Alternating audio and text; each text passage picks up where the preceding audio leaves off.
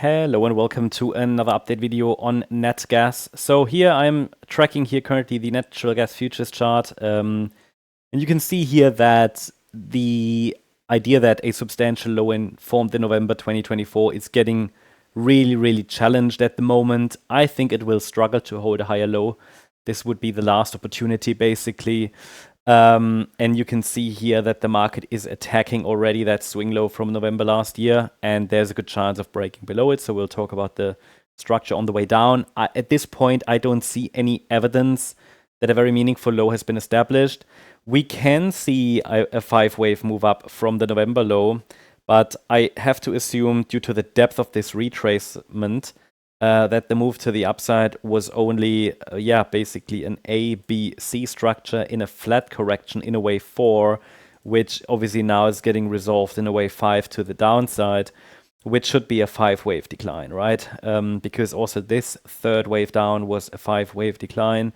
So the 5th wave should be a 5-wave decline as well. I'm going to change the wave degree here. Basically for any 1-2 setup to the upside, this pullback is too deep. Now, if we take a look at the shorter time frame, we go to the 4-hour chart here, then you can see that the market has formed what I would consider is a 3-wave move up, 3-wave move down so far. So we have a wave 1. You could even argue this is the wave 2. We could be in the late stages of a 3rd wave there, then get a 4th and a 5th.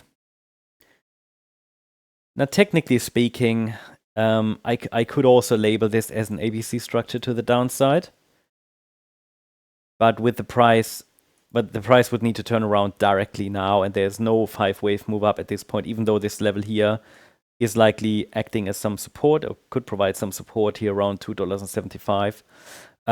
Pressure is still down. Okay, pressure is still down. And when we look at this microstructure to the downside, I can label it as an ending diagonal. Okay, if this is really a 5-wave move down, it would have to be an ending diagonal, because you can see wave 1 is an ABC structure, and the 5th wave can be a diagonal pattern, right?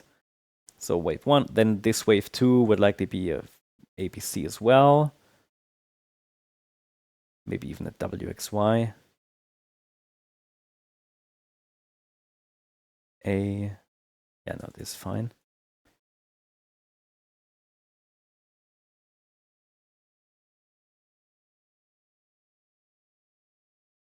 And then the decline as an ABC as well. Now, if we really are in this ABC to the downside, then what we can track is an ideal target.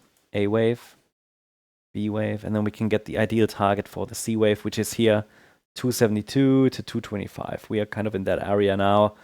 And then we could get a 4th wave bounce and another move down. What we can also do, we can take the initial 1-2 setup to the downside that formed.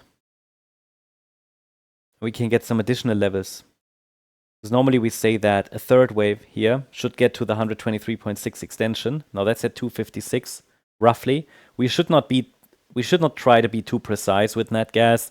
There are too many instruments you can trade. The futures are a mess, and so see these levels more as an orientation. 256, and then maybe the 5th wave could get to round about $2.17, but we have to be flexible with Natgas. That means I would say there is a good chance that this move to the downside might get one more low before this wave 4 starts. But if wave 4 already unfolds from here, then the standard resistance area is this one, with resistance between $3.30 and $3.68. And this 4th wave should be an ABC structure to the upside. So A, B, C. So this is how I would track. This is how I would track the Natgas chart right now.